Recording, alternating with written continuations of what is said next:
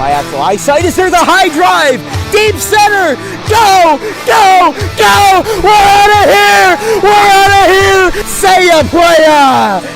Just like they drew it up in Hollywood, Caladros, the 3-2, swing and a miss, and the Audubon Green Wave have upset the Kingsway Dragons, and this is it for good. The Audubon Green Wave are back in the Final Four. A gold pile on their side. All right, ladies and gentlemen, welcome to DW Broadcasting's coverage of men's varsity. From our entire crew, we'll see you tomorrow. Have a good one, folks.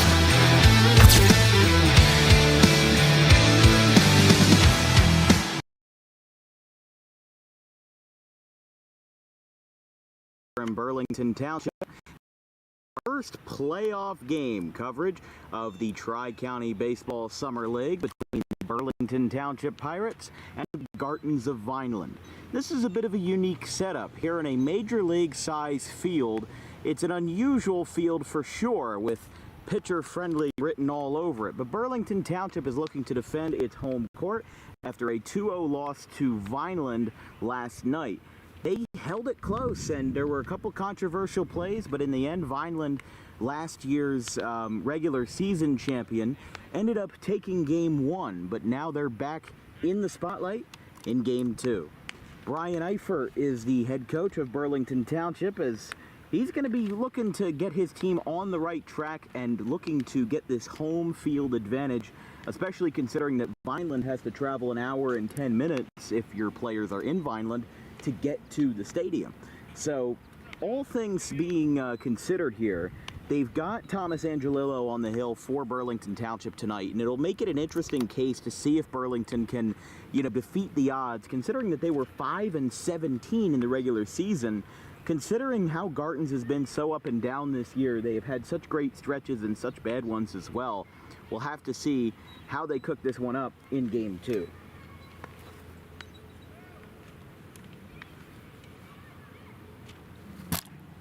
All right, so with Burlington Township taking the field, there's the good old Bill Kohut behind the plate, our league coordinator. Let's take a look at what Chris Williams and the Vineland Gartons have cooking up in the starting nine, brought to you by Tommy D's Home Improvement. For the Gartons tonight, it's going to be Anthony Charles in right field, Ryan Nutley of Rutgers Camden at third base, Ryan McIsaac at short, Darren Fisher in center field, Piscetta behind the plate batting fifth, Tommy Popoff at first batting sixth, Kyle Cupsey in the DH spot, Josh Finger in the EH, Joseph Peacock at second base, and Craig in left, with RCSJ's Danny Kerr and former Bishop Eustace alum on the hill. First pitch into straightaway center field, and that one's taken in, one pitch, one out.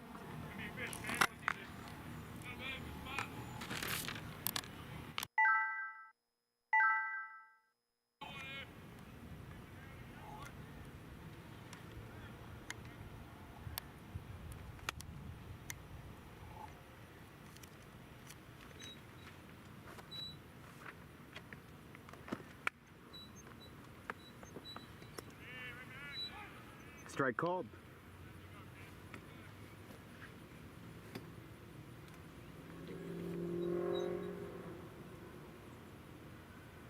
So a line out to center field starts off this game for Anthony Charles is Ryan Nutley, the former third baseman for Westchester and Villanova, now stepping in for the Gartons. That one is down. Currently over at Rutgers Camden, though.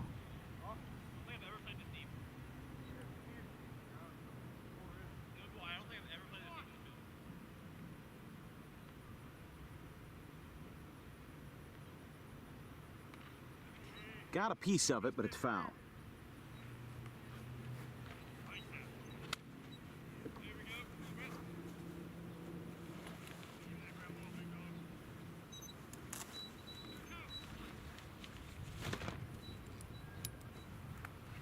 Nutley skies this one over the infield. Angelillo reaches back and makes the catch. 2 down.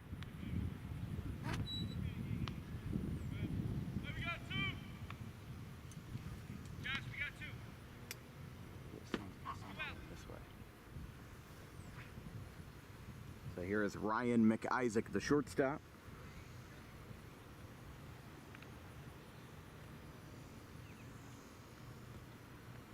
First pitch from Angelillo is skied out towards straightaway right field, slicing down the line, and foul. 0-1.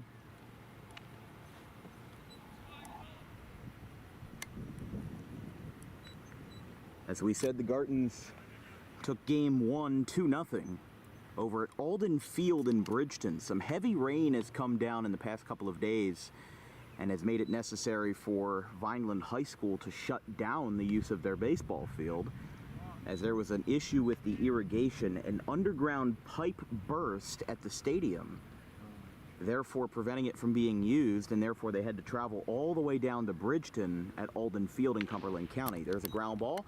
One hopped at third, and the throw across the diamond is in time, side retired.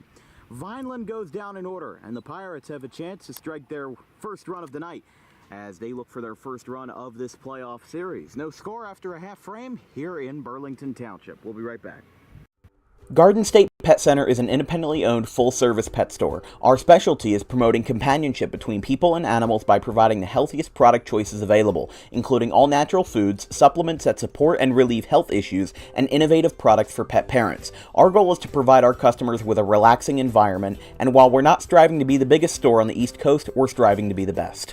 No other pet store will make you feel at home like we do. At Garden State Pet Center, we view pets as members of the family. We don't believe in fast, high-pressure sales, but instead matching up the right pet with the right owners, as you are making a lifelong commitment. Together with our team members, we would like your visit to our store to be both enjoyable and educational. Simply drop in and take a look around. View the birds, reptiles, small animals, toys, food, cages, and miscellaneous items. Learn of the services we have to offer and decide for yourself if this is the store you'd like to call your home away from home.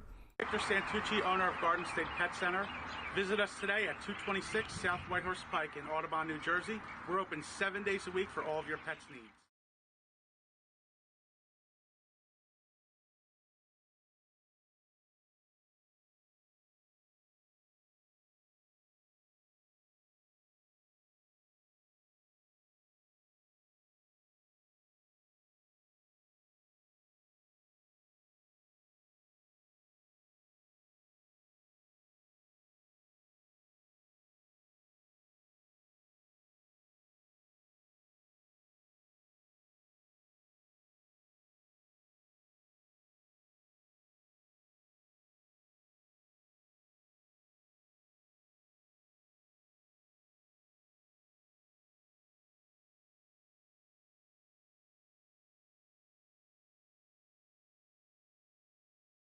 As the pitcher for the Gartons of Vineland, here in the bottom of the first.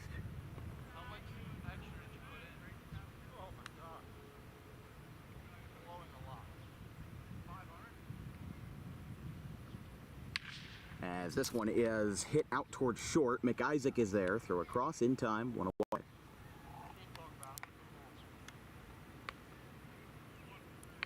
Kerr with a 2.36 ERA in 7 appearances this year, 29 2/3 innings, 10 earned runs, 35 strikeouts, and a 1.55 whip. And obviously, when we started covering the Gartons of Vineland on opening day earlier this year in after Memorial Day weekend, he wasn't on this team, and many of the other players were not. Fisher wasn't in the lineup. Piscreta wasn't in the lineup. There's at least 4 or 5 guys on this Gartons team that were not on the club. I mean, they were on the club, but they still had their other obligations, whether it was high school ball or collegiate baseball, that they were still tending to by the time the Tri-County season started. So you remember that CHP and Gartons game from the 29th earlier this year.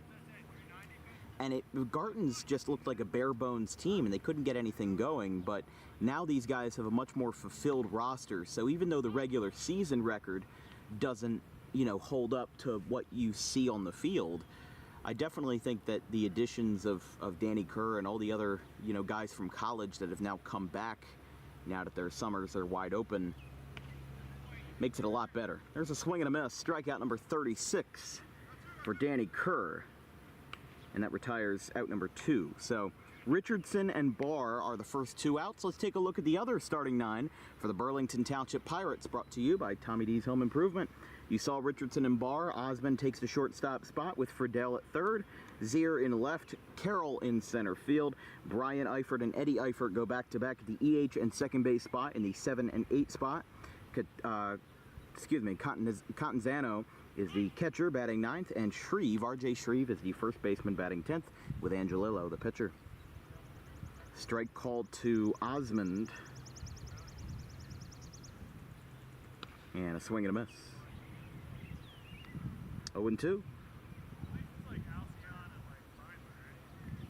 Georgian Court alum Osmond batting .360, 1 RBI, 25 at-bats, and 9 hits, and a .925 OPS.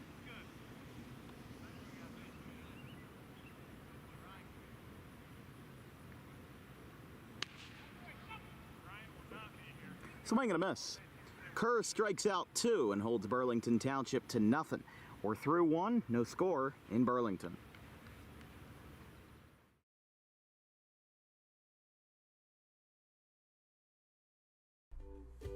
In life, the road ahead is full of possibilities, but to navigate it safely, you need the right skills. Harper Driving School is the premier driving school serving Gloucester, Salem, and Camden counties. With experienced instructors, many of whom are teachers in local schools, we are dedicated to your success and will help you master the road with confidence. With an over 95% success rate of students passing their road test on their first try, you know your student will be in good hands while embarking on a huge step of their young adult lives, all while avoiding the lines at the DMV and getting insurance discounts. We chose Harper, and so should you.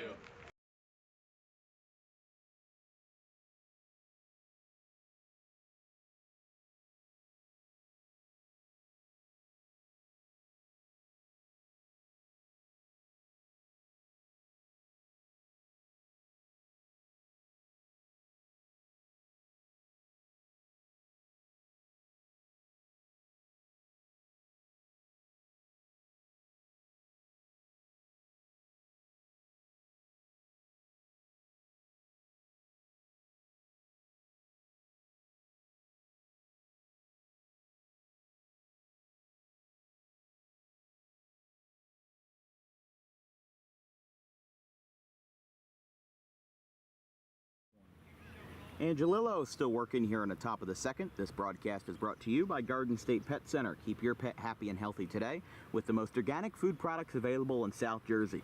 Visit 7 days a week at 226 South Whitehorse Pike in Audubon. You know, one of the things that we were talking about was the travel that these two teams have to go against. The other 4 Tri-County games that are going on today and were going on last night aren't exactly the most egregious traveling distances. You know, we look at Sewell and Pine Barrens, that's one thing, but you've got to travel far to meet the Pine Barrens in any scenario. You know, they're out in the middle of nowhere in Tabernacle. The Rough Riders in Camden, they're basically right around the corner because the Rough Riders now set up shop in Belmar. Washington Township and Delran is probably the other one that I would say is, you know, maybe the more extensive travel. But Vineland and Washington Township are a good 20 minutes apart. So if you just put in the GPS from Vineland to Ed Varick Field here in Burlington Township, it's an hour and 10 minutes. Not to mention the fact that you probably have some rush hour traffic on 55. And some of the, we got here at 5:05 for a 6 o'clock start. And by 5:30, maybe no more than 6 or 7 Garton's players had showed up. And the Grizzlies and the Crew are based in Gloucester County, and the Grizzlies are based out of Runnymede, so pretty easy travels there. So there's really only 2 games that, or 2 matchups, and really only 2 matchups that have significant travel burdens, which is this, Burlington Township and Vineland, and then Washington Township and Delran. Washington took down Delran 21-1 last night as the Browns' woes continue in the North Division as they try to hold on Hooker Street. and try to stage a comeback and an upset over the Senators. No team has a hit yet, but Vineland did just get its first base runner, and now they have their second base runner. That's 8 straight balls to Fisher and Piscreta. Fisher, one of the Division I products, hailing from Central Florida, UCF. But he takes a 4-pitch walk, and so does the man after him, Piscreta, bringing up Kingsway's Tommy Popoff, 0-1.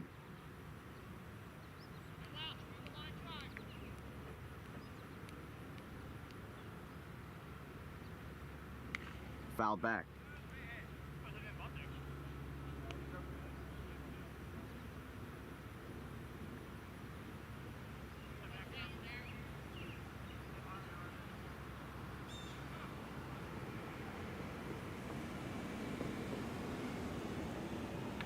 Line drive to left, foul.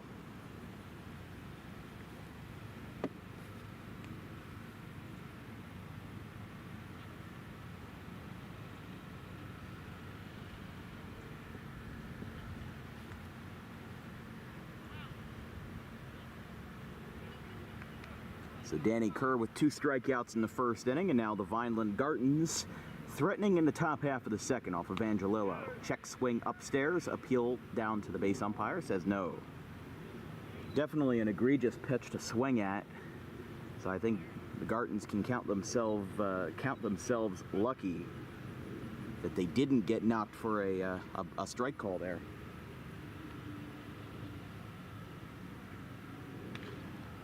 Popoff fouls it back.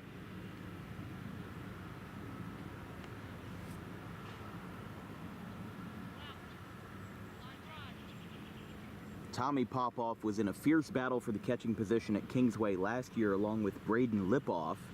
Lipoff has now transferred to Gloucester Catholic. As a ground ball hits off the edge of the grass, goes into shallow center field, picked up, and that will be the first run of the night for Vineland, and they now lead 1-0 on the RBI single off the bat of Tommy Popoff, the catcher.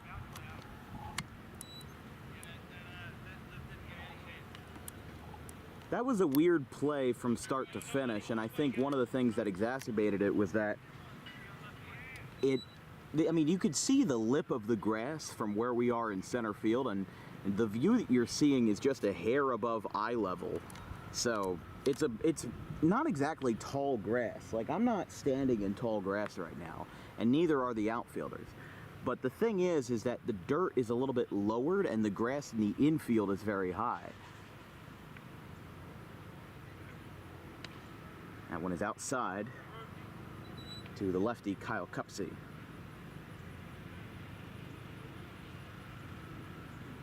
So 2 walks and a base hit have the Gartons in some top dollar business here in the second.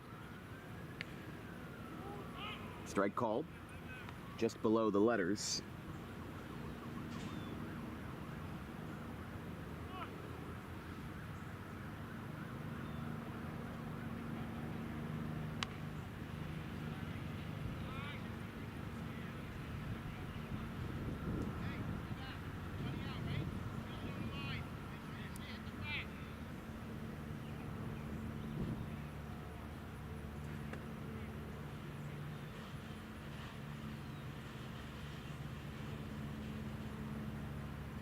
Just a quick meeting here between pitcher and catcher.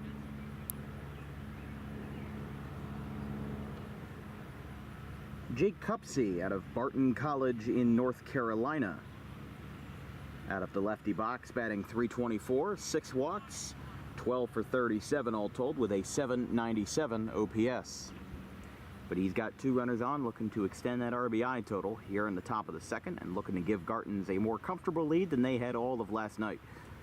You know, we were talking to Chris Williams before the game, Garton's manager, and he said, our pitchers bailed us out. The offense didn't have what we were looking for, you know, because they had excelled in their regular season matchups versus the Pirates.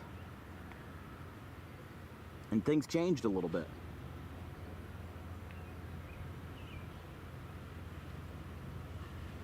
There's a pitch from Angelillo. This one is hit well. Taking a step back. His bench giving him some aid as the catch is made in right. Throw over to third is way up the line, and no tag will be ever feasible. As a fly out for Cupsey, right into the sun, makes it one away. Yeah, as we said, 2 walks, a single, and Jake Cupsey flies out. To bring up Josh Finger. Finger out of Newman University, and a connection between Newman and the Gartons is that Ryan Nutley, who plays for Rutgers Camden, was kind of teammates, if you will, with assistant coach John Merck, who announced today that he is becoming an assistant coach and a assistant recruitment recruiting development figure out of Newman University for baseball. Was an assistant at Rutgers Camden for 2 years. Announced that this afternoon on his Twitter page. That one is down low, and one of the things that you have to do if you're Burlington Township, it's very hard to tell from this camera angle in center field, but the backstop is actually 40 feet long, just about 40 feet. And like I said, the camera does not do it justice by any means, but if we see a wild pitch or a passed ball, you could potentially advance 2 bases. Kind of my rough way of measuring it was just take steps, and I counted 12 steps of 3 feet each, so it's about 36 feet.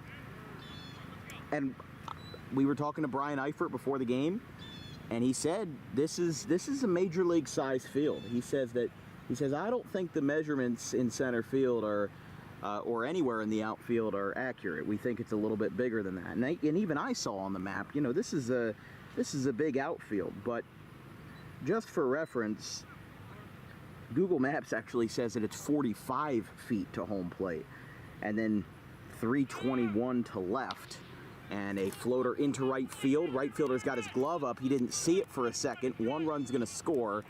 Pop-off will go to third, and the Gartons have scored as many runs in the second as they did in all 7 last night. It's 2-0.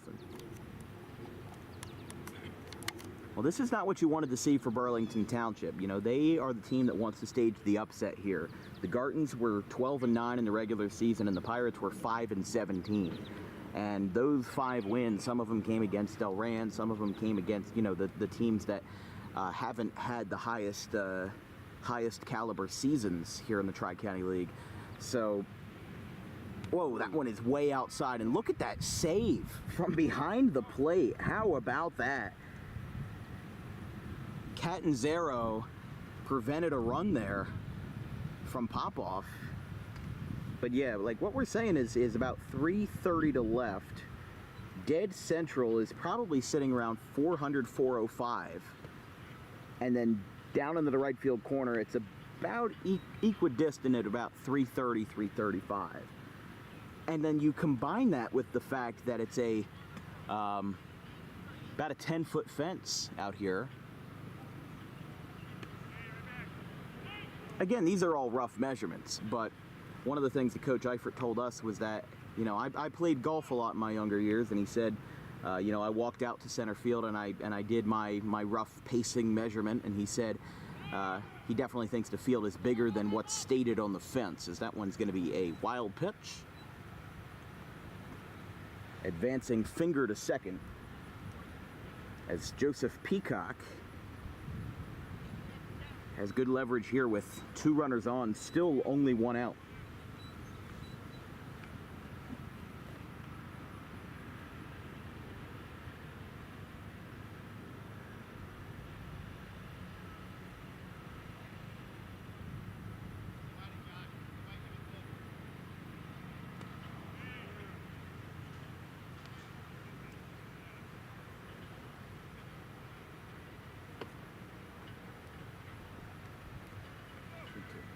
Full count, 3-2 to Joey Peacock.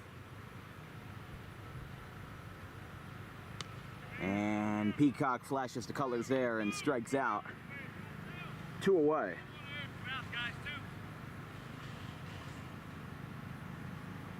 Strikeout number 1 for Angelino. for Angelillo. Bringing up the number 10 hitter, that being Scott Craig. Craig batting .304 out of the left side batter's box, 3 extra base hits, 3 RBIs, 14 for 46 in 17 games, a .738 OPS, .347 on base percentage, and a .391 slugging percentage. He has struck out 15 times, making up for 32% of all of his at-bats this season.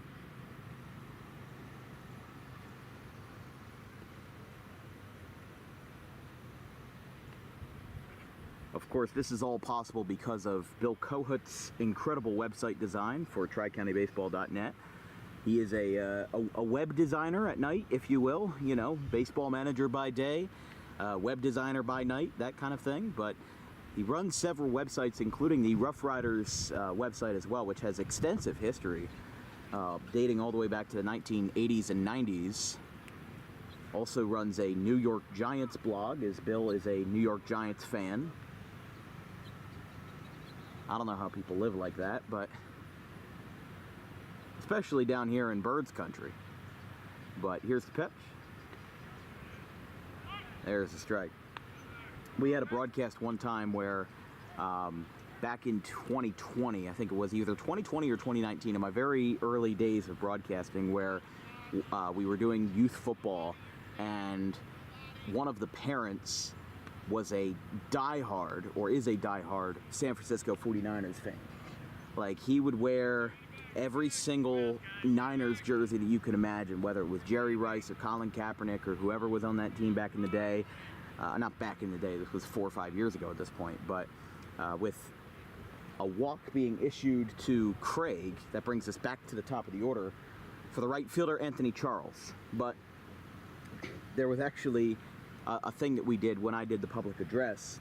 We, on Sundays, announced NFL scores during breaks of the game because people wanted to know what was going on with the Eagles game.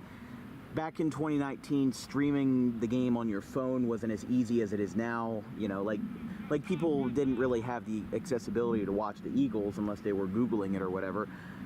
So we did like an NFL kind of update. We did college football updates on Saturday over the loudspeakers, because with the way the youth football teams worked, we did 3 games on Saturday and 2 games on Sunday for the different weight classes. But we got a complaint one time from this fan because the 49ers were losing, and we announced the score over the loudspeaker, and he was upset that we announced the score when the 49ers were losing. They were losing by like 15, 20 points. It's not like we rubbed it in anybody's face. It's not like I called him out by name and said, hey, your 49ers are stinking it up right now. But that's kind of how that came to an end. Here's a little floater out towards third. It is caught, and the side is retired. Vineland leaves the bases loaded, and they've gone through the order one time already, and they have scored as many runs in the second as they did all last night. But Burlington Township trails 2-0 after a frame and a half.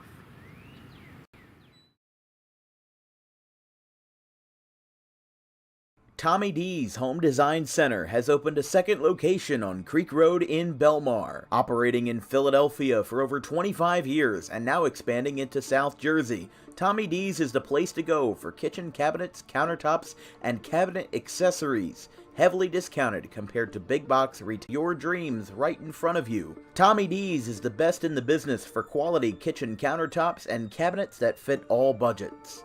Call us today at 856-210-9504 or visit the new location in person on the corner of Creek Road and Harding Avenue in Belmar next to the 42 on-ramp.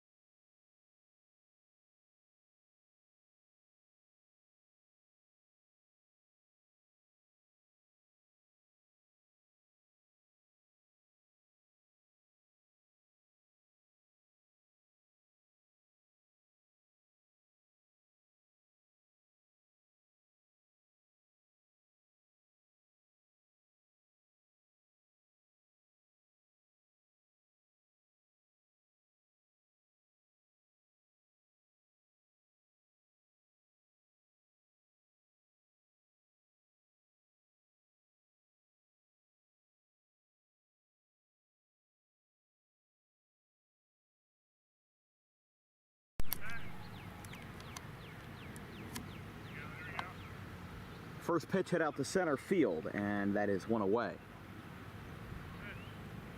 As Friedel is retired to bring up the left fielder Zier.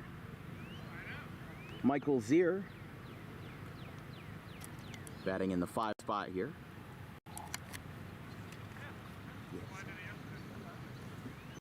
Let's take a look at some of those Tri-County qualifying scores from last night as all 5 playoff games went through their first game without issue. The Grizzlies shut out the Crew 5-0. Daniel Robeson pitched a 1-hit shutout, striking out 7 and walking none. Jake Vitale went 3 for 3 with 3 RBI, and Cole Ambrosius had 2 hits with 2 runs scored. Washington Township took a beating to Delran 21-1 in favor of the Senators. 2 homers for Phil Sedalis, including a grand slam, 8 total RBI. Nick Evangelista went all 7 for the win, as that is a hit by pitch to Michael Zier. The Rough Riders beat Camden 8-2 last night. Jake Swerdloff with a big 3-run double, all part of a 6-run 5th inning to break a 1-1 tie. Shane Daly homered for the Rough Riders, and Chase Cooper earned the win, throwing 5 frames.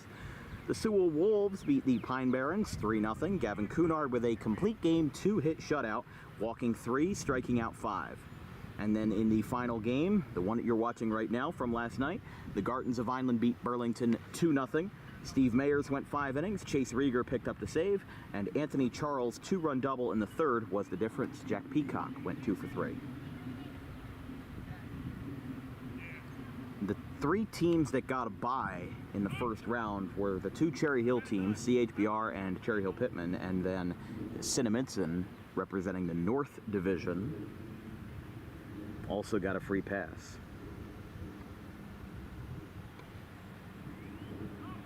Strike called. Thomas Carroll out of Newman University.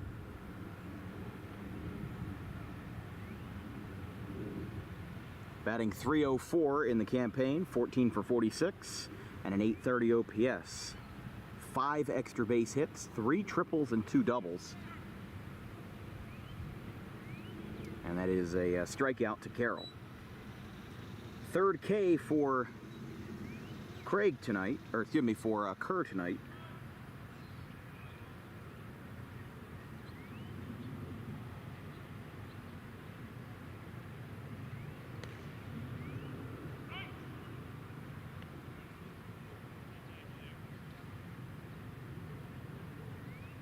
Strike 1 called to Brian Eifert, the player manager for this Burlington Township club. That one is going to get trapped in the dirt. Throw down to second is not in time, and that will be a stolen base, or not really a stolen base, but more of a passed ball advancement for Michael Zier. Brian Eifert, the EH and manager, will be followed up by Eddie Eifert, his brother, at second base. Still no hits for Burlington tonight. They went down in order in the first inning. Friedel flew out to center. Zier walked and now has advanced to second base. Fouled back towards the parking lot. And that hit the scoreboard actually down the right field line. There's a scoreboard with Burlington Township logos on it, kind of like Gloucester Catholic's field, where it's not in the outfield, but it's operated on the sideline. But from what I'm told, the scoreboard is not operational in the summer. It just runs for high school games or whatever. There is strike 3, side retired. Danny Kerr has struck out 4 batters in his 6-out performance so far. And we're through 2 at Burlington, and Garton's looking like they're going to be on the road again tonight. They're up 2-0 after 2.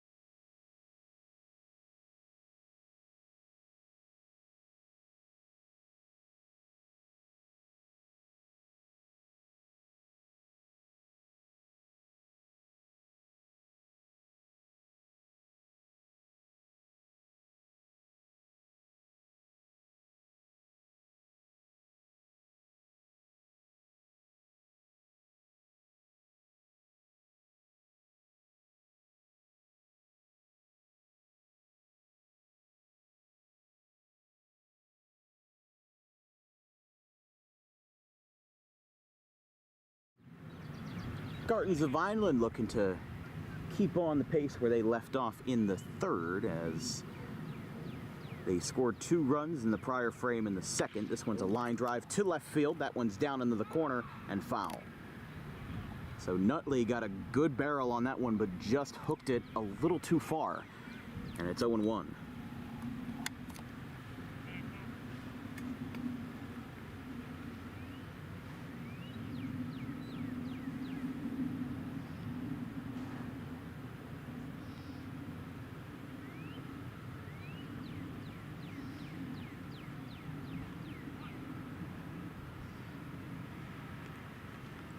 Fastball upstairs at the letters, 1-1. Nice peaceful night here at Burlington Township. Not too hot, not too cold. I mean, it's a little hot, but it's a July afternoon. I can't be too mad at the weather right now. There's a fly ball on the right and taken in. Nutley is retired, 1 away.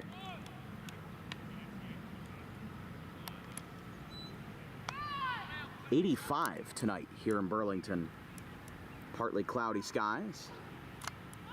And wind very lightly blowing to the north-northwest, so kind of blowing out to the outfield, but with a field this deep, it's not really something that it would affect the ball and its flight path that much. It just picks up in certain scenarios. Nothing too crazy. That one's upstairs. 1-0 to Ryan McIsaac, the shortstop for Vineland. We will let you know what our next plans are for the Tri-County quarterfinal round.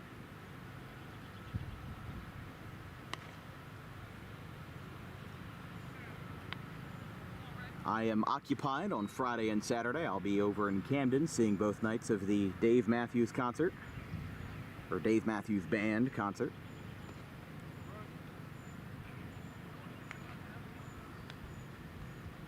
Funny enough, I actually had a good conversation with the marching band director at Delran High School, who is, funny enough, also a Dave Matthews Band fan. We covered Delran football twice last year, in September versus Willingboro and in October for a consolation game versus West Deptford. But it's just funny how small of a world it is. You know, you meet people who, you know, you happen to be wearing a DMB shirt and somebody comes up to you and say, hey, I love that band, and you strike up a conversation. I see it all the time with people who wear Grateful Dead shirts. Maybe not as much as, or maybe more so than DMB, but I see all the time with the Deadheads. RCSJ Athletic Director Brian Rowan, big Deadhead. And it's like everybody just kind of knows each other.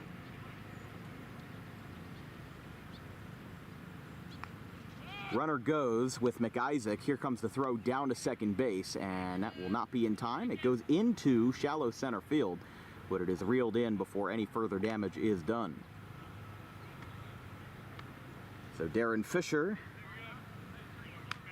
with a good chance to make some damage with runners in scoring position.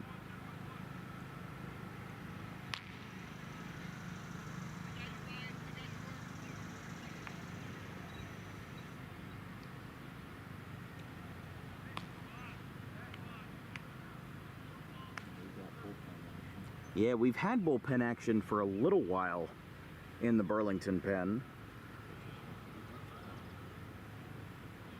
Not sure who number 15 is. This one is skied out towards the bullpen in right field and out of play. So there is your bullpen arm, number 15, the right-hander. Coach Eifert did not have any jersey numbers available for us when he presented us the starting lineup for Burlington, so that is a-okay. We've got Bill Cohood here, and he is the know-it-all of the Tri-County League as the organizer. He's there with a couple of the social media interns, and of course he's wearing that classic sun hat. Don't think that thing ever leaves his head. Of course, Tri-County has been upping its social media presence in the past couple of years. You know, I remember last year the Rowan student Bailey Livesey was doing a lot of interviews. Even I got interviewed last year. Felt like there wasn't a single player that they didn't have a question for, and I loved it. And it's even better this year. You know, they've got more people hanging around, covering more games, and it makes the experience a lot better because This is not an amateur league by any means. Chris Rollins, a former Cubs minor league pitcher, Billy Rice, a former Phillies outfielder in the minor league system, and a couple of professionals and a couple of Division I players as well. And don't let it be twisted. There's a whole bunch of Division II and Division III junior college players as well, but they still deserve their flowers. One runner goes, one doesn't, and that will put runners on the corners as McIsaac advances to third on Fisher's free pass with Sebastian Pisacreta.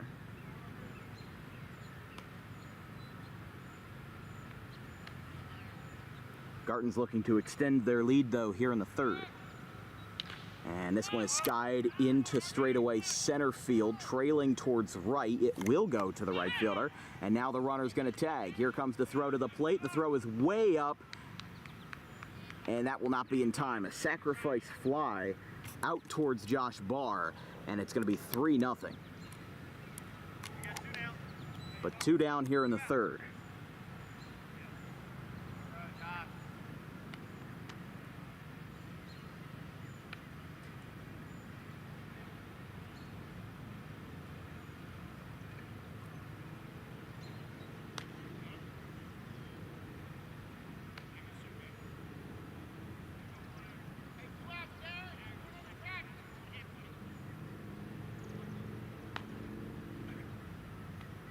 So here is Popoff now.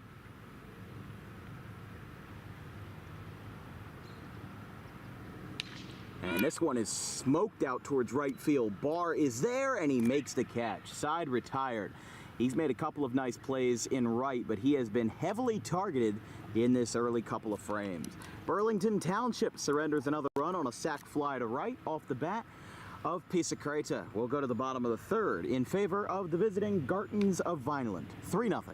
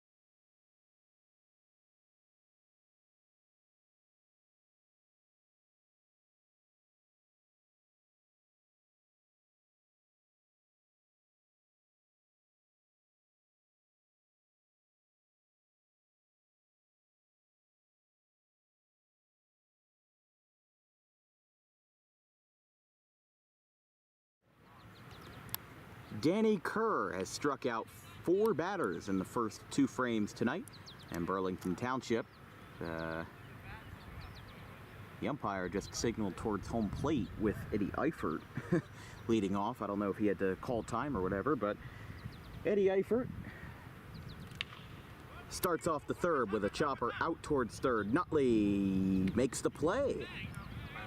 They're going to say he's off the bag, though, and he is safe. Not sure what that's going to be called in the home book, because we're going to put it as an E5, but if it's a base hit, because right now Kerr has not allowed a hit, and if that at all becomes significant, we'll check with the home scorekeeper for Burlington Township and make sure that is all squared away.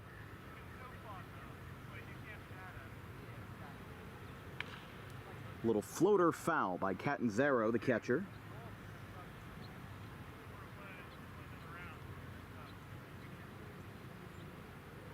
Kyle Catanzaro of St. Mary's College.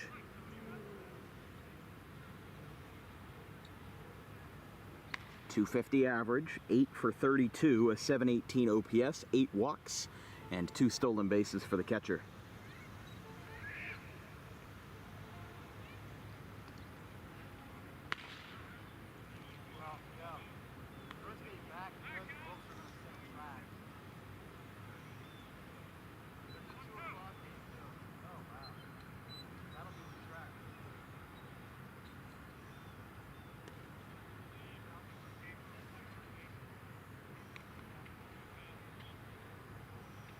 Kyle Catanzaro to be followed in the Burlington Township order by R.J. Shreve, the first baseman. Strike called, and he is retired for strikeout number 5. He's up to 41 on his campaign for the Roadrunner.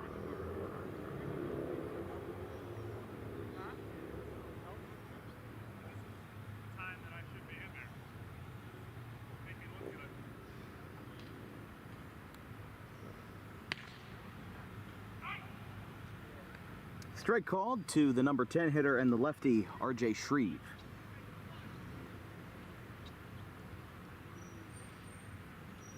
Shreve out of Delaware Tech lines this one over towards first. They get one, and they're going to get a double play. A 3-6 double play in the most unorthodox way I've ever seen it. Retires the side.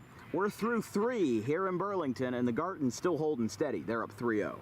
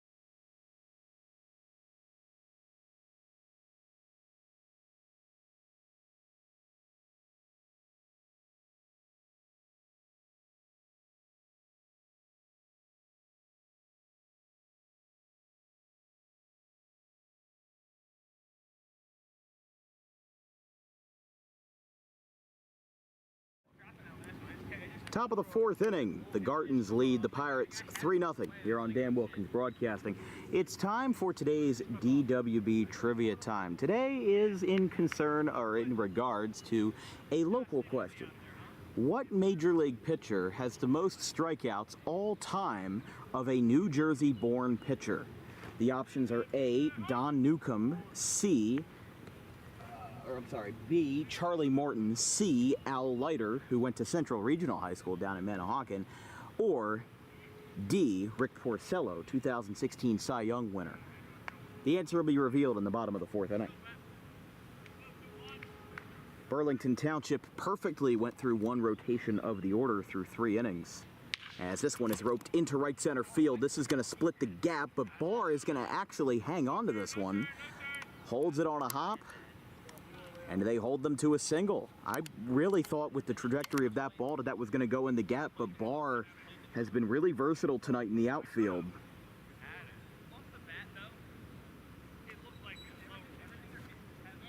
I mean, the Gartons don't even have that heavy of a lefty lineup. They've got 3 or 4, but it's not anything egregious.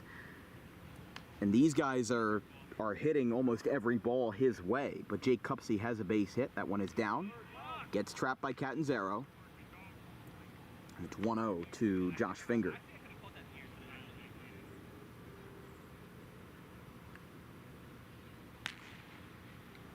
Still that, actually no, it's not number 15 anymore. Number 31 is warming up in the pen. Again, not sure who is either 15 or 31, but throw down to second base is not in time. He gets in there.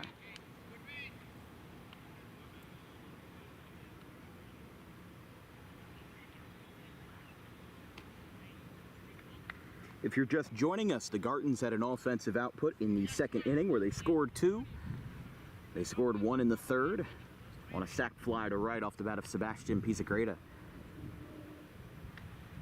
Heading towards the bottom of the order now. Finger at the dish, Joey Peacock on deck, and Scott Craig in the hole, if you will.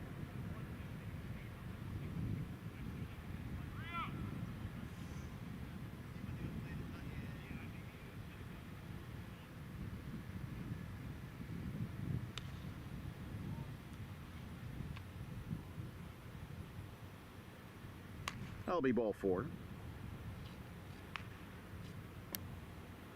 I mean, the Gartons have been really valiant with the walks. And Coach Eifert will come out and talk to Angelillo. Not sure if he's going to take the ball from him, and he will. So that will mark the end of the night for Angelillo, who allows 3 runs, all earned, and probably the biggest part of the night is that he has allowed 5 walks across 3 1/3 innings. So we're in the top of the 4th. We've got 2 guys, number 31 and number 15, that are warming up in the pen. 15 is up there now, and I believe 31 is grabbing his stuff, and he will take the hill. So we will find out the identity of that man in just a second as we go into a DWB pitching change in favor of Vineland, 3-0. In life, the road ahead is full of possibilities, but to navigate it safely, you need the right skills. Harper Driving School is the premier driving school serving Gloucester, Salem, and Camden counties. With experienced instructors, many of whom are teachers in local schools, we are dedicated to your success and will help you master the road with confidence. With an over 95% success rate of students passing their road test on their first try, you know your student will be in good hands while embarking on a huge step of their young adult lives, all while avoiding the lines at the DMV and getting insurance discounts. We chose Harper, and so should you.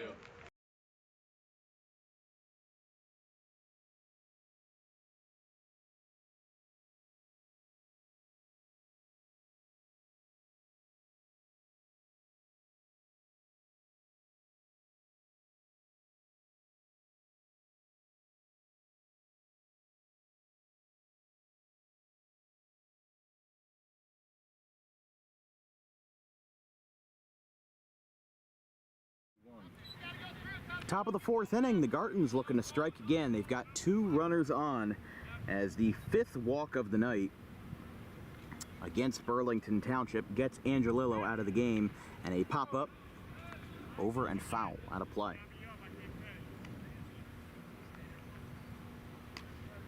So Joey Peacock at the dish with 2 runners on. Scott Craig, the 10th batter, is on deck. Peacock struck out his first time for Angelillo's lone strikeout of his 3-inning campaign. We have no outs, 2 on, and Garton's looking to extend their lead. And that one is outside. Of course, we had a DWB Classic last night, 14-12 in 8 innings between Mullica Hill and Washington Township in the Camden County American Legion Championship over at Alcyon Park, which we were afraid that the game that was already suspended from Tuesday night was going to have to get suspended for a second day in a row because rain was on the horizon.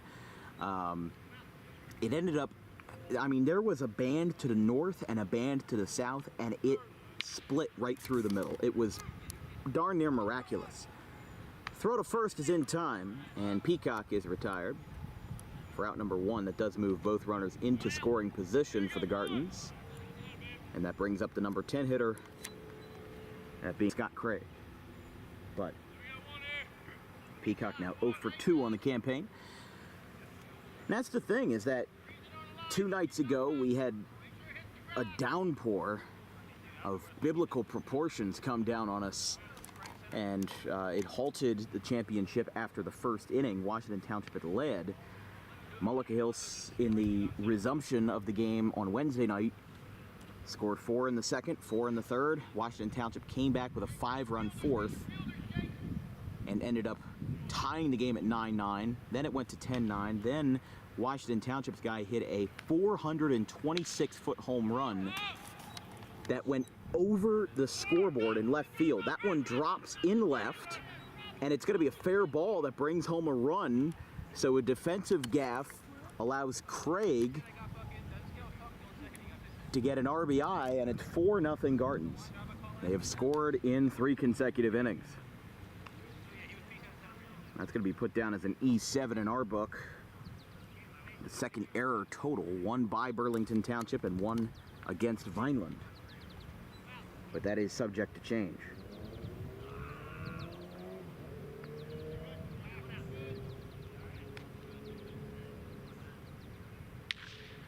That one is roped out towards short, picked up onto second, onto first, an errant throw. Not in time, but that does leave 2 runners on, as Nutley will come back up to the plate. After the ground out by Anthony Charles, and the fielder's choice, that is. A 6-4 fielder's choice as Nutley steps in.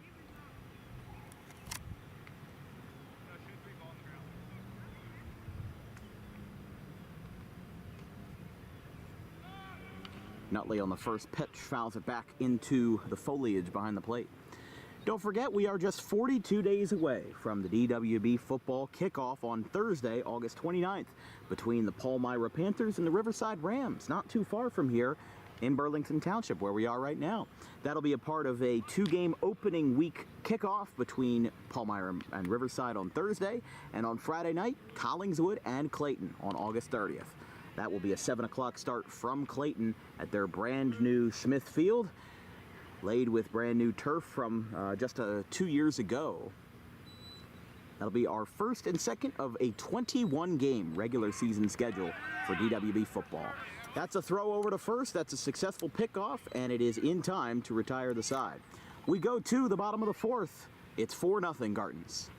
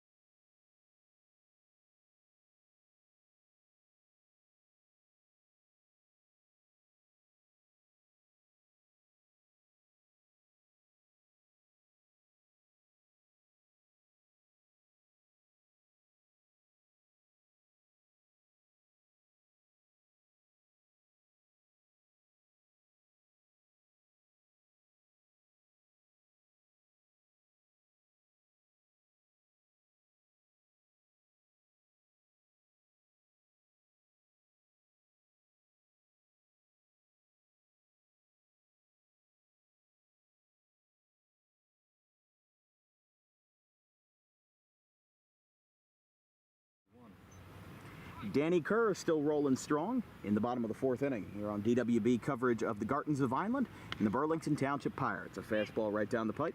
is a strike to Richardson, and it's 0-1.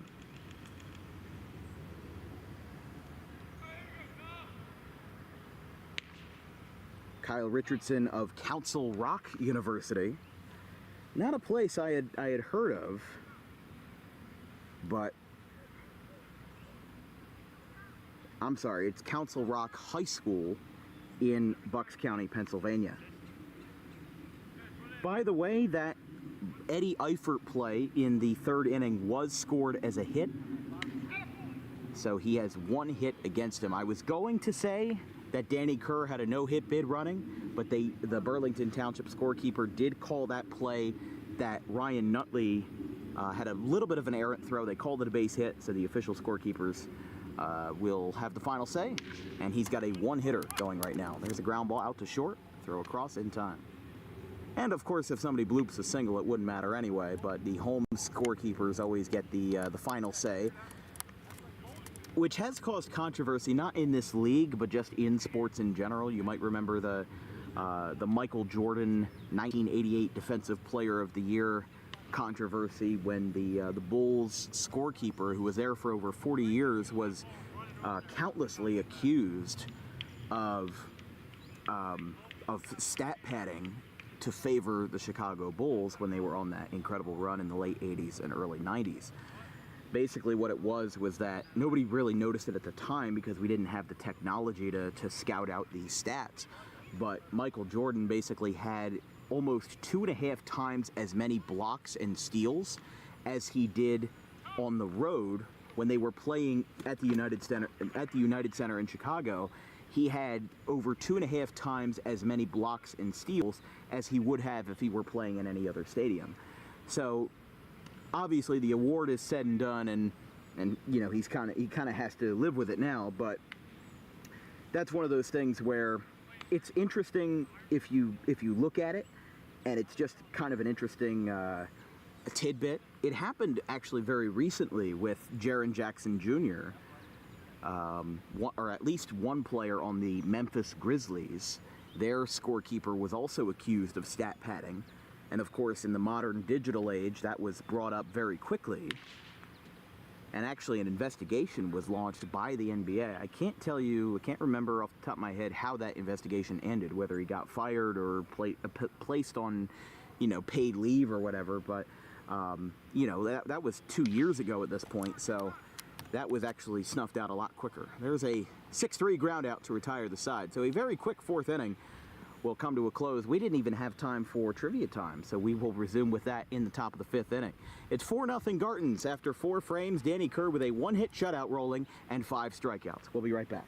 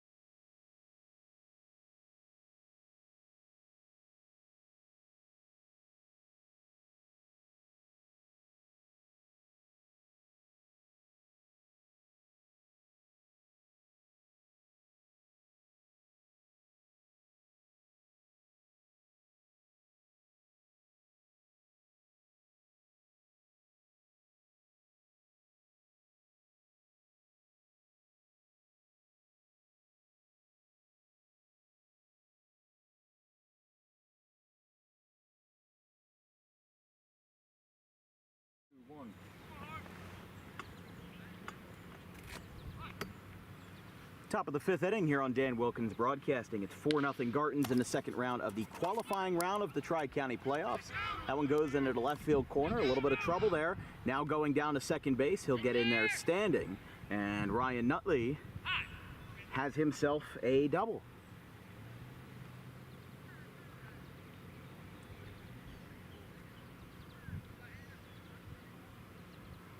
So a pickoff move ended the fourth inning, and Nutley gets to restart his at-bat, and he follows that up with a double. Ryan McIsaac is the batter. This broadcast is brought to you by Harper Driving School. Stop in today if you like the odds of 95% of customers passing their New Jersey road test on the first attempt. Visit today and book an appointment at Suite 4 of the Total Turf Complex in Pittman, right off of Lambs Road. Not speaking of, but it is time for DWB Trivia Time. Today's question is, who has the most strikeouts of any pitcher born in the state of New Jersey? Does not mean they have to have grown up there, does not mean that they have to have went to high school there, just means that out of somebody who was born in the state of New Jersey, they have the most strikeouts. The options are A, Don Newcomb, one of the answers from our previous Trivia Time questions about MVPs, Cy Youngs, and Rookies of the Year. Al Leiter, Charlie Morton, or Rick Porcello? Vincent Vogt, our producer tonight. You got a guess? I'm going to go with B. Okay. Yeah, you'd be correct. Charlie Morton has it by a total of 3 strikeouts. 1977, 1,977 strikeouts for Morton, 1,974 for Al Leiter, Rick Porcello with 1,561, and Don Newcomb with 1,187. Newcomb only played for 12 seasons from 44 to 60, with a couple of seasons being taken out for war service and then another couple taken out for injury. Leiter, who went to Central Regional High School down the shore in Manahawkin, actually played the most seasons with 19 total. From 1987 to 2005. Morton played from 2008 to 2014, and I apologize, he is still active at this time.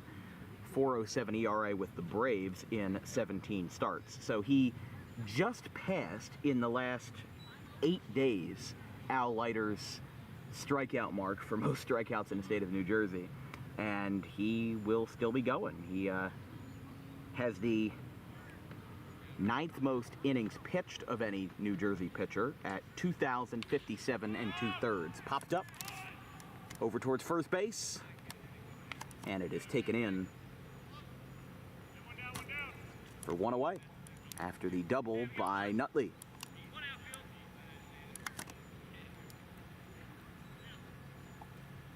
The new pitcher for Burlington Township is number 31, that being John Harvey.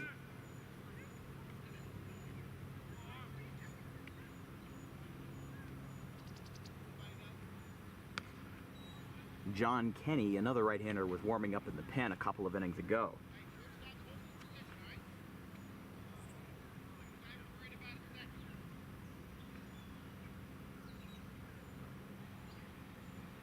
That one goes to that backstop, and you can see how far he's got to travel to grab that ball. It allows Nutley to get the third and even consider going home, because he rounded third.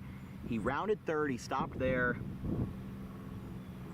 Don't get it twisted. I mean, there is a legit possibility that if you are fast and diligent enough, you can advance 2 bases on a wild pitch or a passed ball if the circumstances are right. I mean, it's a 40-foot, maybe 35-foot gap between home plate and that backstop. We've seen some parks that have almost no backstop. Bridgewater Raritan basically has none.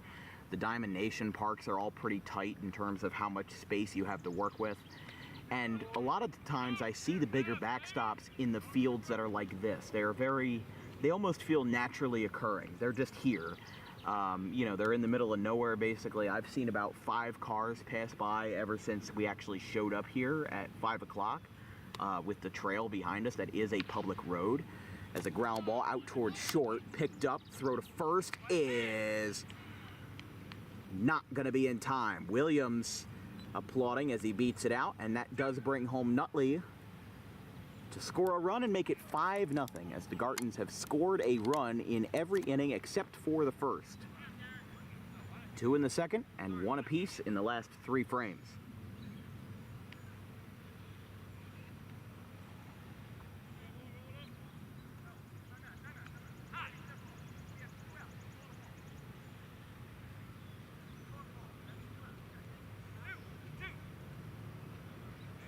There was a scoring issue. They just said there were 2 outs. Yeah, Chris Williams just put his hands up in the air. There's a dispute over how many outs there are. I mean, Eddie Eifert kind of pointed that out. He said there's 2 outs. There's 2 outs. He said he caught the ball. And what do you have, Vince, 2, right? I have 1. Oh, you have 1? Yeah. All right, so they're going to resume play. We'll find out what ends up being the case there. I mean, obviously, if there's any questions, we'll obviously call the league coordinator, Bill Kohut, so that he can get a definitive answer. But, I mean, Nutley doubled. McIsaac popped out. And this one is hit out towards left field and foul. With the way the sun is angled, it's very hard to see the ball in the outfield. You can't tell if it's a fly ball or if it's a line drive. That was the latter, but I couldn't tell whether the ball was in the air. I just followed where everybody was moving, which was down the left field line.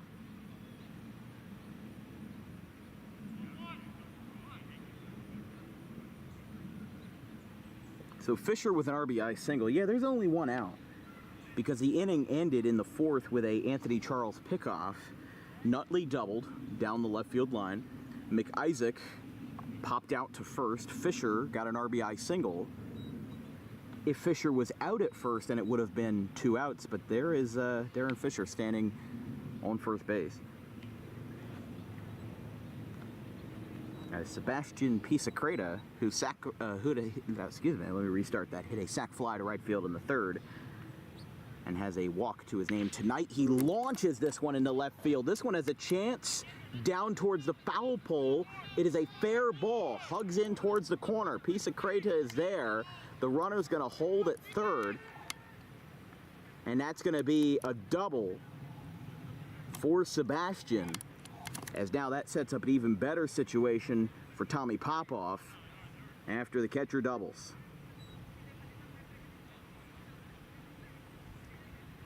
That distance definitely fooled me a little there. I was very surprised that stayed in the park. But you also have to remember, we spent back-to-back nights at Alcyon this week, and that's one of those places where you don't know what's going to happen with any kind of baseball at any time. I mean, that's a hitter-friendly park, so we're going from the extreme hitter-friendly to the extremely pitcher-friendly, especially in a high school and collegiate and post-collegiate environment, with it being 400 feet to center field. This reminds me a lot of Camden County College, that high chain link fence backstop, the see-through fence with no real tarp to be seen, and also the generally pitcher-friendly dimensions up and in. But most college fields that we have been to have been that way. Camden County is 400 to center field. This park, which is not a college field but certainly feels like it, is 402. RCSJ Gloucester is 403. Salem Community College is 412, and that's in the middle of the forest, even more isolated than this.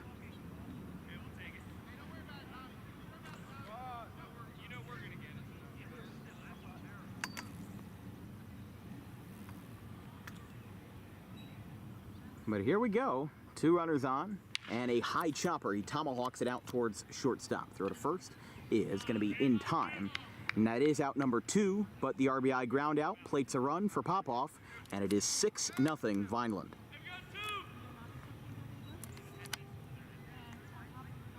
I mean, this is a really good path for the Gartons to succeed in this first round of the playoffs. You know, they missed an opportunity to get that first round bye with Cinnamon, Cherry Hill, Pittman, and CHBR, the 3 division winners. But, you know, they had one of the best regular season records, and obviously we're not going to be in commission tomorrow. They're going to have a courtesy runner for Pisacreta at second base.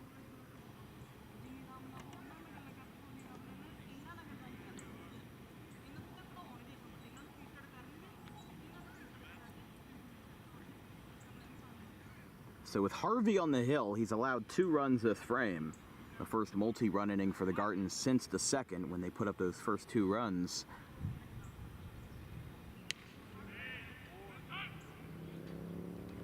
So Popoff now with 2 RBIs tonight.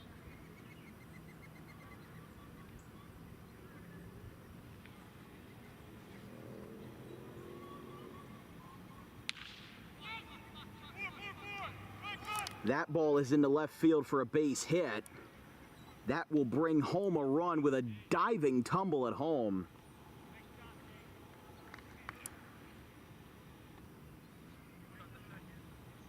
And he'll get up to second base with an RBI double. As Jake Cupsey gets himself an RBI double. He is 2 for 3, and it is 7-0. Josh Finger at the dish, an RBI single and a walk to his record tonight.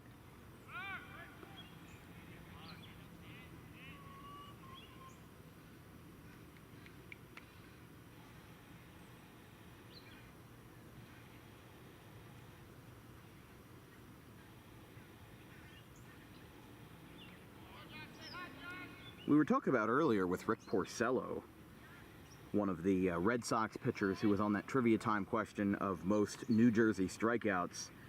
He last played in 2020 with the New York Mets, had a 5.64 ERA in 12 starts, but had a respectable 12-year career. He was a 2018 World Series champion, was a pivotal part of that 2018 campaign where the Red Sox won their 4th World Series title since the turn of the millennium, but 6 years with Detroit, 5 years with Boston. Born in Morristown, New Jersey, not Moorestown that we're familiar with here in South Jersey, Morristown. And he went to Seton Hall Prep in West Orange, home of the Pirates. That is ball 4. Another walk for the Gartons. And the second to Josh Finger tonight as Joseph Peacock grabs a bat.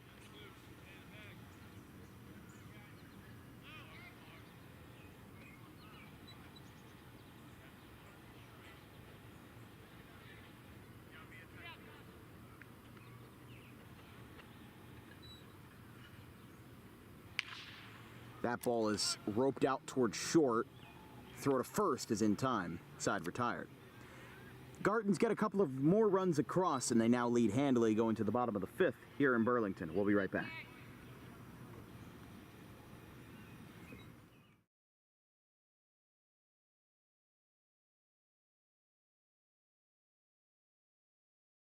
Tommy D's Home Design Center has opened a second location on Creek Road in Belmar, operating in Philadelphia for over 25 years and now expanding into South Jersey. Tommy D's is the place to go for kitchen cabinets, countertops, and cabinet accessories, heavily discounted compared to big box retailers. Stop in, take a seat, and watch as our experienced kitchen designer makes the kitchen of your dreams right in front of you. Tommy D's is the best in the business for quality kitchen countertops and cabinets that fit all budgets.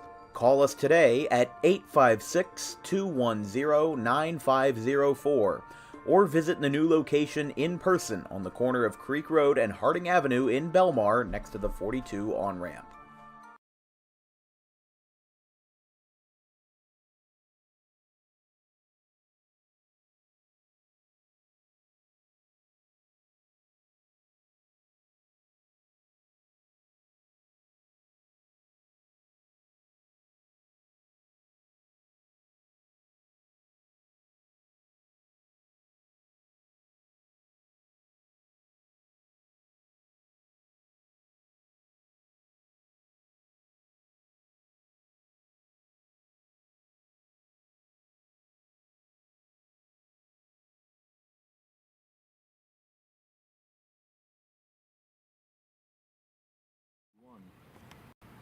All right, sun is coming behind some clouds here at Ed Varick Field in Burlington Township as the Pirates trailing versus the Gartons of Vineland in the qualifying round of the Tri-County playoffs, as this one's hit out towards right field and taken in, 1 away.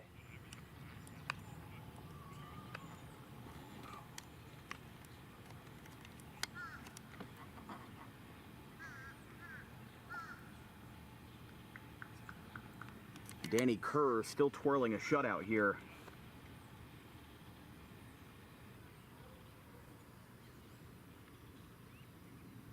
As it's 4, 5, and 6 with Michael Zier, who reached base via a walk his first time. As Friedel now 0 for 2 with 2 flyouts. That one is a swing and a miss, 0-2. Thomas Carroll, who struck out swinging in the second, is up next. Danny Kerr just 1 hit, which was an infield single that we actually had to call one of our guys and ask if that was a hit or an error. So, I mean, if that goes the other way, we are talking about a very different subject, which would be a Danny Kerr no-hit bid. But alas, we are not in that situation. Floated out towards shallow center field. Fisher is there. Awkwardly makes the catch, but it is made nonetheless, no matter how it looks, and it's 2 outs.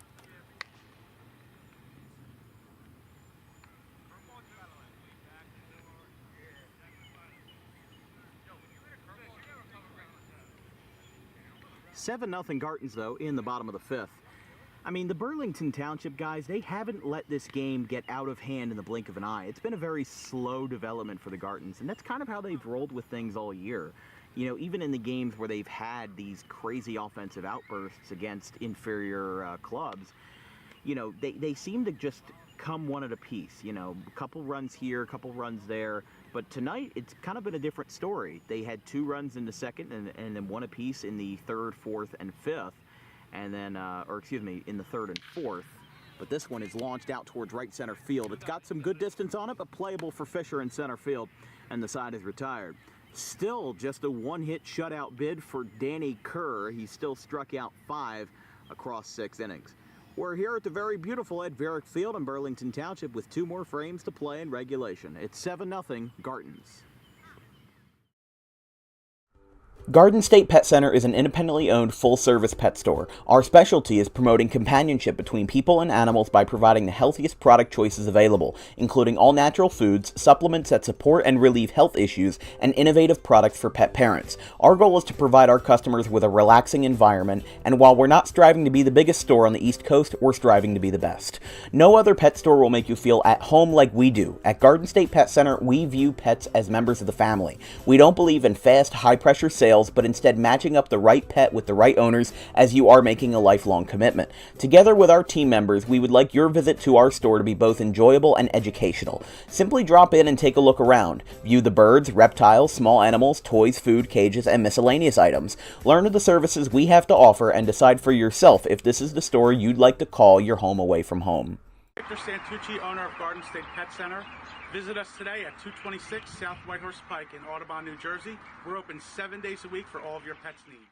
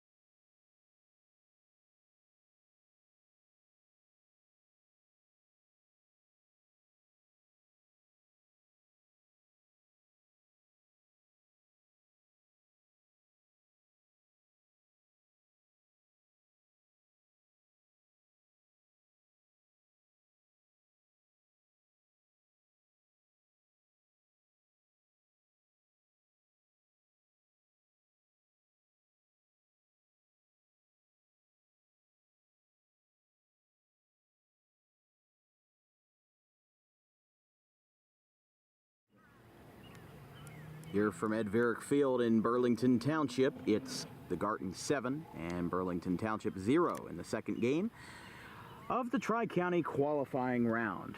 When we have updates on the other 4 games around, like Washington Township Delran, the Grizzlies and the Crew, and the Wolves and the Pine Barrens.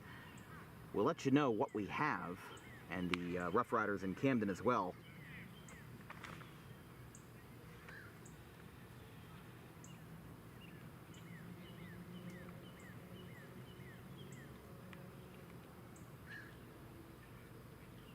Here's the pitch.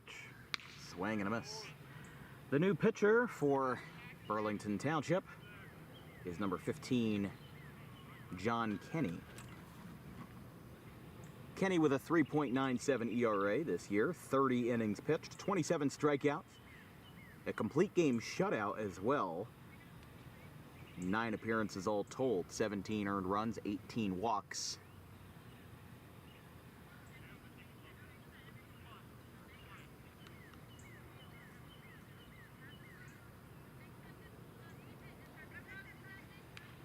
Got a piece of that one and it's foul.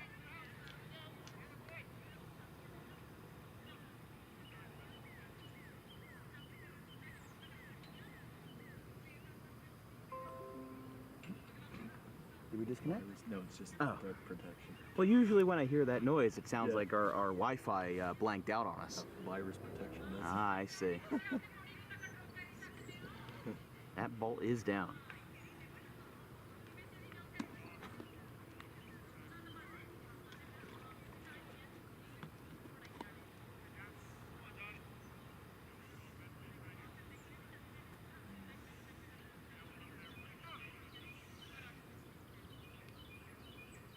Vineland looking to extend their lead. And a chopper foul, so he stays alive.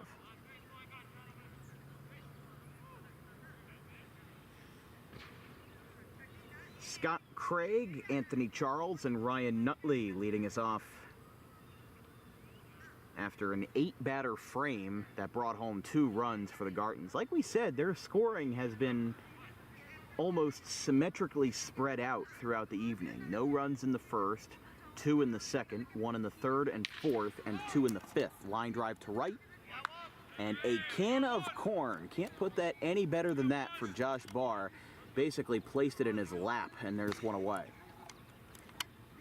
Those are the kind of fly balls that put you at ease as an outfielder, especially for a guy like Barr, who has been targeted so many times tonight. It's almost crazy. I mean, Craig himself, as a right-handed hitter, has flown out to right twice in his 3 at-bats tonight, otherwise reaching on an E7 in the 4th inning. Down and in to Anthony Charles, and it's 1-0.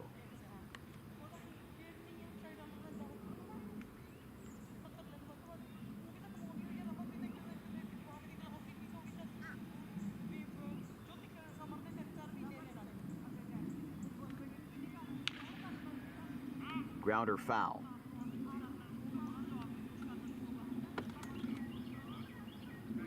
Anthony Charles was picked off to end the 4th inning, but otherwise has a line out to center and a pop out and a 6-4 fielder's choice.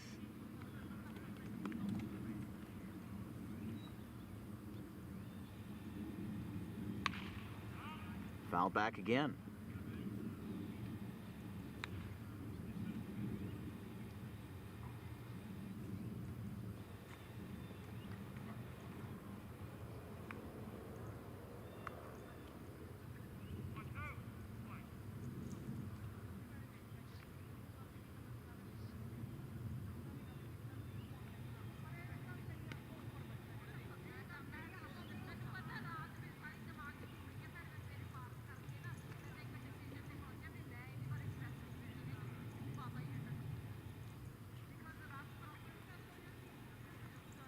Public park here in Burlington starting to pick up some action, which is always good. You know, it's a beautiful night, and considering that the broadcast on Tuesday with Gloucester Township and Mullica Hill was the 2nd hottest by temperature in DWB history at 101 degrees, an 84, 83 degree night, I'll take that any day. I mean, it was a little hot when the sun was out, but it's behind the clouds now, and it's an absolutely beautiful evening. Swing and a miss. That is just the second strikeout by a Burlington Township pitcher. There was one for Angelillo in the second inning to Joey Peacock, and now a second has been recorded to Anthony Charles. This brings up Ryan Nutley. He is 1 for 3, a pop out, a fly out, and a double that he ended up scoring on as one of 2 runs in the 5th.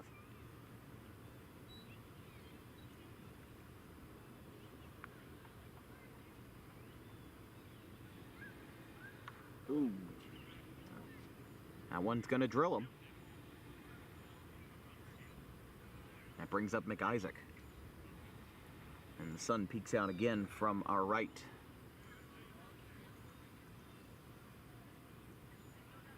By the way, DWB is a small business run by an 18-year-old rising freshman at RCSJ Gloucester and a graduate of Audubon High School. We get our funding from small business owners who advertise with DWB and also fans who contribute through our Venmo. Our Venmo is at DW Broadcasting, and all funds go towards equipment expenses and travel costs for our games. Burlington Township is 35 minutes away from us, and it is not an easy hike to make, and obviously gas is not cheap these days.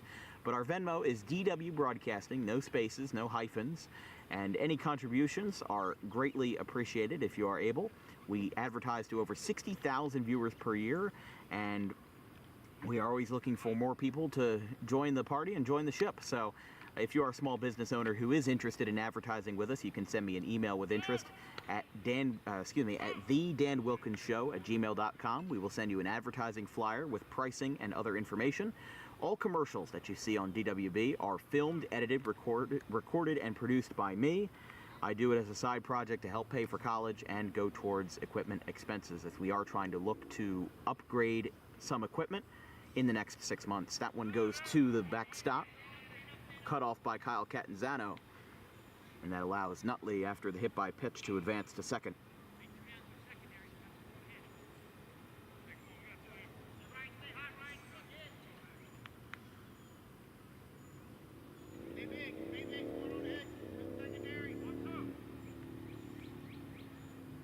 McIsaac with a walk, pop out, and a ground out so far in this evening's contest. Garton's looking to extend their lead to an even 8 runs. He's going to high chop this one. Nutley already running. Throw across the diamond is in time. McIsaac thought he was safe, but a close call.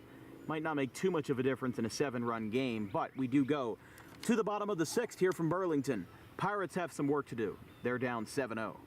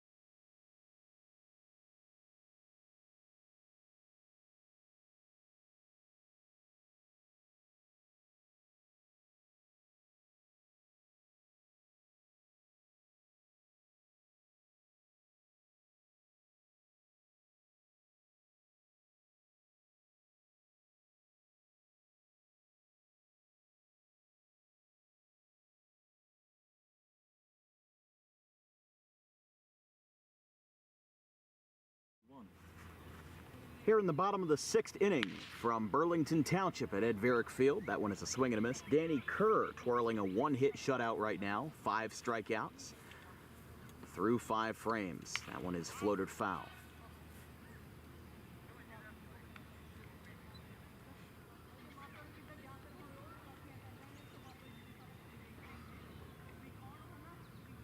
Burlington Township dealing with the Eifert brothers. Brian grounds this one out towards first. And that'll be a 3 unassisted ground out. 1 away.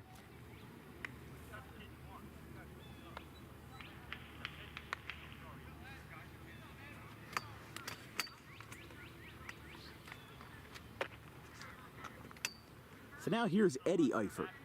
One of the few base runners to get on through a batted ball. He had an E5 awarded his way in the bottom of the 3rd. The first base runner allowed by Kerr up until this point tonight. So Eifert, the second of 2 Eifert brothers, Brian, who just grounded out 3 unassisted. He will tap this one out towards second base, picked up, and throw across is in time. So back-to-back ground outs for the Eifert brothers, and Burlington Township now going a little deeper into their order here. Again, Danny Kerr, the right-hander out of RCSJ, back-to-back national champions in NJCAA, or junior college, if you will, Division III. We covered them back in May for the Region 19 championships, and Kerr was a big part of that. The right-hander and alum out of Bishop Eustis, class of 22. And this one is going to be floated over towards first. It stays in the field of play, but foul. The Gartons were held scoreless for the first time since the 1st inning in their top half of the frame, but still lead comfortably 7-0 here in the bottom of the 6th. Kerr 4 outs away from a complete game, which who knows? I mean, you know, their starting pitcher last night for the Gartons in that 2-0 win went 5 innings, but they still had to put in a relief man for the save. I mean, Kerr has been known for some good reliability, and, you know, the strength in numbers have been there with his longevity this year. Like we said, he went into the start with 35 Ks and has racked up a good bunch of them tonight. That one is a line drive, and there's a base hit into center field. The first hit to leave the infield dirt, and it comes off the bat of Burlington Township. As with 2 away here in the bottom of the 6th, they've got some life going. So Catanzaro, who has made some great defensive plays tonight behind the dish, will end up getting the 2nd hit of the afternoon. Kerr gets a called strike to the first baseman, R.J. Shreve. As this will complete the 2nd rotation of the Burlington Township batting order. There's a strike called.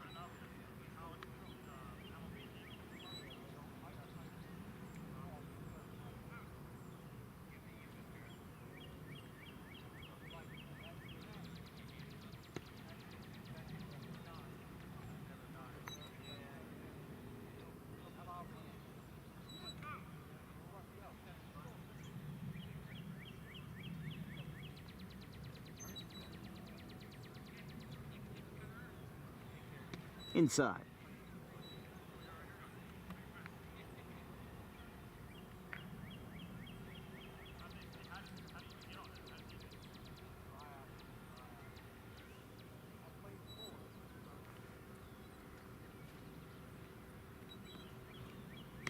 Swing and a miss by the lefty, Shreve, and that retires the side. A half dozen Ks for Danny Kerr, and he is 3 outs away from a complete game shutout. We'll see what Burlington Township has in the tank, but they'll have to fend them off for another frame on the defensive side of the ball. Vineland leads 7-0 after 6.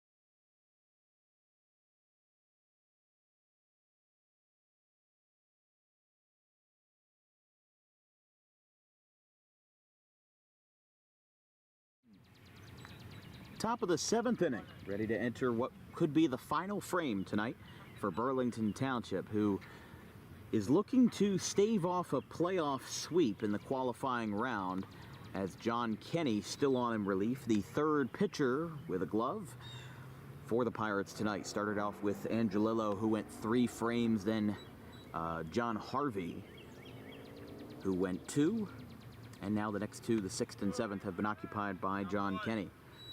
R.J. Shreve ended the 6th with a strikeout. Danny Kerr sitting at 2-hit shutout and 6 strikeouts. Handful of walks, but both teams have had their litany of walks tonight. Darren Fisher, Sebastian Pisacreta, and Tommy Popoff. This one is hit well, but it's going to be too high in the air, out towards center field and taken in, one away.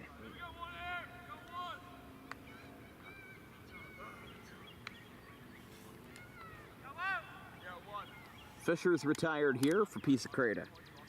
He had a sac fly in the 3rd, and he has reached base all 3 times tonight. A walk in the 2nd, a sac fly to right in the 3rd, and a double in the 5th. I think a player of the game candidate is probably pretty easily going to be Danny Kerr. I mean, the offensive production has been pretty well-rounded. You know, Tommy Popoff does have 2 RBIs, and then you could look at a guy like Pisacreta and say, well, he's got a walk, a sac fly, and a double. But pretty much everybody has done something to contribute to the Garton's success, whether that means good plate discipline that leads to a walk. Because Burlington Township, their biggest problem has been the walks. They have walked a litany of batters tonight. And it's not like Garton has clean hands on this either, but you know, the bottom line is that if you want to win a playoff game in this situation, you know, you want to take advantage of your opponent having to travel an hour and 10 minutes to your stadium. You know, you really want to make it difficult for them. And this one is down the right field line, but foul. Josh Barr has been removed from the game. He is not in right field. That is number 4 occupying that spot, although I think Barr has moved out to left, if I recall correctly. So they might have just made a 1-for-1 switch here. But a 2-run 3rd inning gave the Gartons their only runs of the night and the only runs needed in a 2-0 win in Game 1. Another floater, but foul, over towards the public restroom. Right now, I mean, a good change of pace. An hour 45 is the current run time for tonight's event, which is a big change of pace from the 3-hour and 32-minute snail's pace affair between Gloucester Township and Mullica Hill from 2 nights ago. And then the suspended game, you could theoretically say that the suspended game went 23 hours and 46 minutes because it ended at 8:45 on Wednesday night when it started at 9:15 on Tuesday night. But you don't count for delays in that, so time of game though would be 3 hours 15 minutes. I mean, back-to-back games of 3 hours plus is always draining a little, but at the same time they were exciting games. Both games went to an extra 8th inning. Gloucester Township had held off Mullica Hill for the longest time. They slowly came back and they took the lead. Chris Wolf had a homer out towards our way, and a couple of home runs from the Mullica Hill Washington Township championship game too, including one from Jake Slesarski of Williamstown that went 426 feet into the trees. It actually cleared the walkway at Alcyon Park, went way over the fence at the hitter-friendly stadium, and made it happen. That is ball 4, goes behind Catanzaro, and that will be a free pass for the Gartons here in the 7th.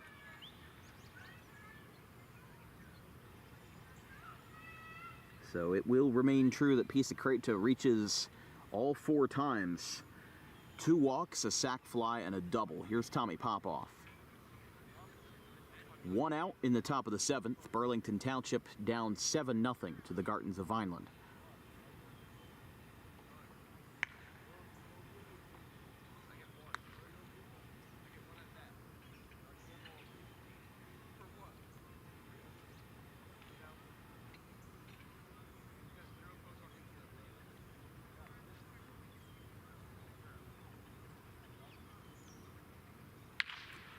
Hot shot out towards short.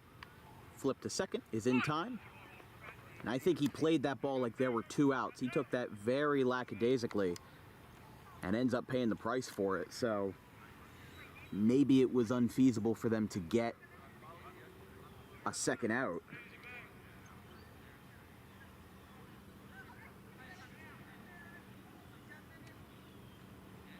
But either way, I don't know, that just didn't seem like 100% hustle. I mean, I'm not throwing allegations around or anything, but it just didn't look like they were trying to turn a double play. Jake Cupsey at the dish. He had an RBI double in his last at-bat. He is 2 for 3 with a fly out, an RBI single, or excuse me, just a single and an RBI double.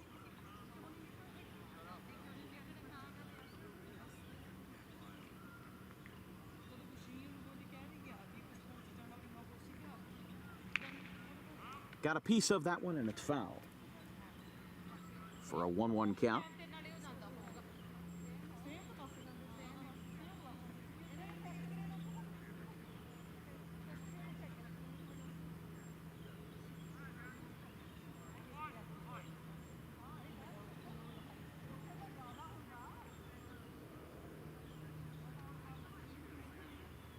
Here's the pitch from Kenny. Looping curveball for a strike, 1-2.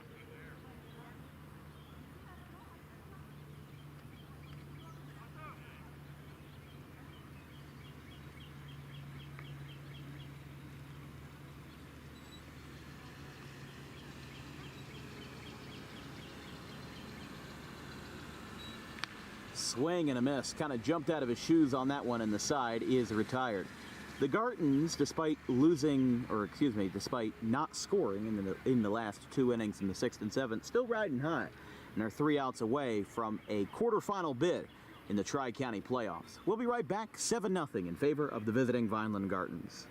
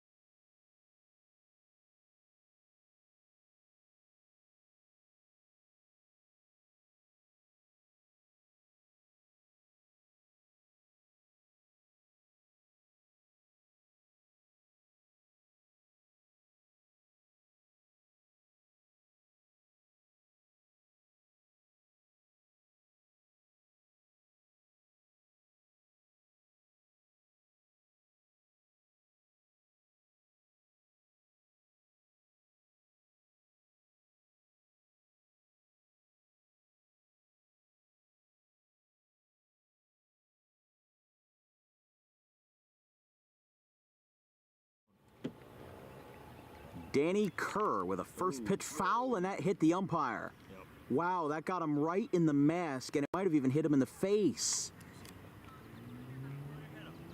Yeah, he's just walking it off for a second, so he seems to be okay. But wow, what a shot to get there, and what a shot the umpire took.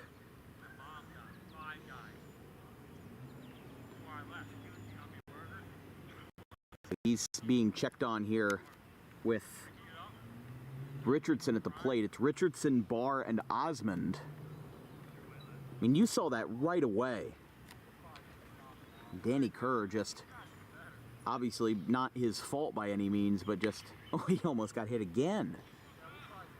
Umpire's a target out there, and he's been very good with his zone. I will say that I like to give praise to the umpires when it's due and when it's deserved, and it is absolutely deserved that the umpire has been excellent tonight with his balls and strikes. You know, there really haven't been any controversial calls. The only controversial calls have been on the base paths, and that's not the responsibility of the home plate umpire. Blue behind the plate has done exceptionally well tonight. A little floater back behind the plate. Look at Danny Kerr. He's running, and it's dropped behind the plate. Both guys were going for it. I don't think that Popoff saw the ball. I don't think he saw it. Or excuse me, Pisacreta, I don't think he saw the ball. So I think Kerr went in as a backup in case he needed to go grab it, which neither of them did. So that will be a E2 against Pisacreta.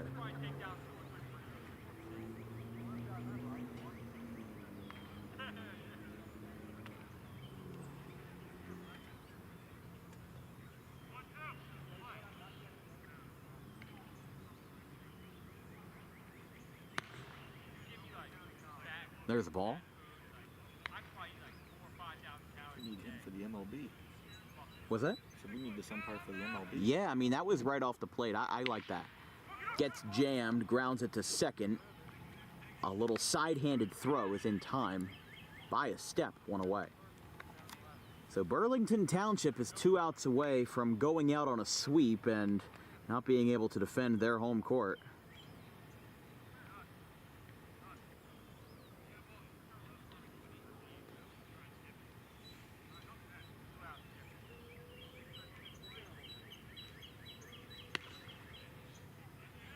Strike called. But right now the current line as Richardson with a third straight ground out and a ground ball out towards third. Nutley is there throwing across the diamond and he's got it. 2 outs.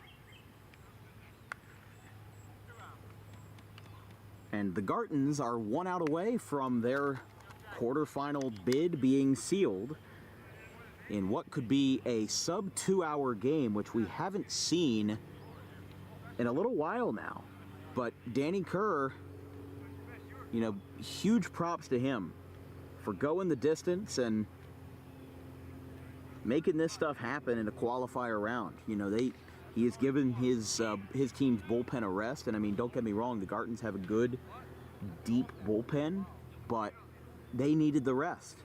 They used it last night with their starter going 5, and now in only 2 innings in this series did the Gartons need any bullpen help. There's a strike, and it's very quickly 0-2. So we'll see who their opponent is, and we'll see what the results of all 4 games otherwise in the qualifying round end up being. We'll see if there's any game 3s needed tomorrow night. Here's a 0-2 fly ball foul, and they stay alive.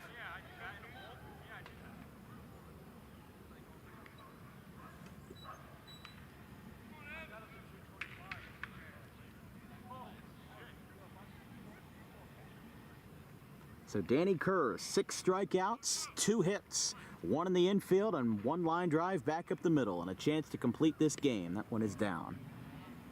We don't have a pitch counter, but I would imagine his pitch count will be pretty low. He induced a lot of early groundouts and flyouts, first pitches and 0-1s and 1-0s. Really quick at-bats, which is what made this game so swift in the first place. Time is called by the batter, as Osmond takes time. Friedel on deck if the ball game continues. And there you go. Strike 3 right down the middle. And a complete game shutout for the Gartons of Vineland and Danny Kerr. A 7-0 final, and their quarterfinal ticket has been punched, sweeping the Burlington Township Pirates and officially ending their campaign on a 5-17 regular season record and an 0-2 postseason slate. In a sub 2 hour game, 1 hour 56 minutes, Danny Kerr strikes out his 7th batter to close it, as he is your Harper Driving School player of the game for the Road Runner. There you go. He salutes us out in center field, and we salute him as well for such a great performance. I mean, don't get me wrong, Burlington Township did not have the smoothest regular season, but for what the North Division is, you know, they still have some time to develop those ball clubs. The Pine Barrens, you know, we were talking with Jerry Lamola, they have had trouble getting some players, you know, consistently on the field on a night-to-night basis. And same with Delran, same with everybody in the RVL North Division. So, you know, the Tri-County League still has building in some places. You know, they have some deep rosters, like with Vineland, like with Washington Township, Cherry Hill, Pittman, and Cinnaminson as well. But there are just some teams that, you know, have to hold their own with limited roster space. And Burlington Township is one of those teams. They had a very respectable run. They didn't get blown out. I wouldn't call a 7-0 blowout, a 7-0 game a blowout by any means. And hey, they only allowed 2 runs in game 1. So these guys really did the best that they could in the situation that they were given, but this year will not be the one for the Burlington Township Pirates. So like we said, the other 4 qualifying round games, Rough Riders Camden, Washington, and Delran. I'm sorry, I'm blanking on the other ones. The Wolves and Pine Barrens, and then the Grizzlies and the Crew could all be decided by tonight. Or Game 3s could go down on Friday. You can always check out the Tri-County Twitter page at Tri-County Online is the Twitter handle to get that information straight to your feed. Or you can check out their website that is updated nightly with statistics and roster information, along with much more at tricountybaseball.net. From everybody here at Dan Wilkins Broadcasting, our social media coordinator and coordinators, Brandon Kegerland and Keely Curra, our graphics crew, Gavin Van Rel, Caleb Lane, and Nelson Reeves. My producer, Vincent Vogt. I'm Dan Wilkins. We will see you potentially at some point next week. We'll let you know. I imagine that some Tri-County games are on the horizon. Like I said, I am out of commission Friday and Saturday for the Dave Matthews concerts in Camden, but that is a story for another day. Have a good one, folks. Burlington Township falls to Vineland 7-0, and their season ends on their home turf. Have a good one, folks.